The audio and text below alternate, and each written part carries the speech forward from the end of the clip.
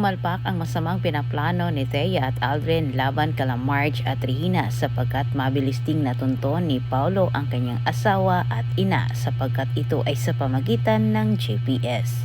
Ngunit kahit ganun pa man sa mga oras na iyon nanganganib na ang buhay ng dalawa.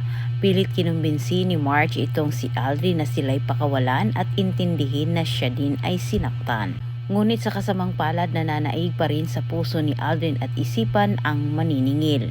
At dahil nakita ni Marge na wala ng pag-asa magbago pa ang isip ni Aldrin na sila ay pakawalan. Kaya't pinaikot-ikot ni Marge ang kanilang usapan upang sa ganitong paraan ay magtagal at maabutan pa sila nila Paulo.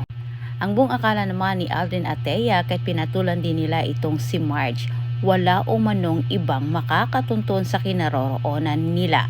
Ngunit maya-maya lang laking gulat na lang ng dalawang kontrabida ang marinig nila mga parak na paparating. At habang naagaw ng mga parak ang atensyon ni Aldrin at Thea, gumawa kagad ng paraan itong si Marge para silang dalawa ni Regina ay makatakas.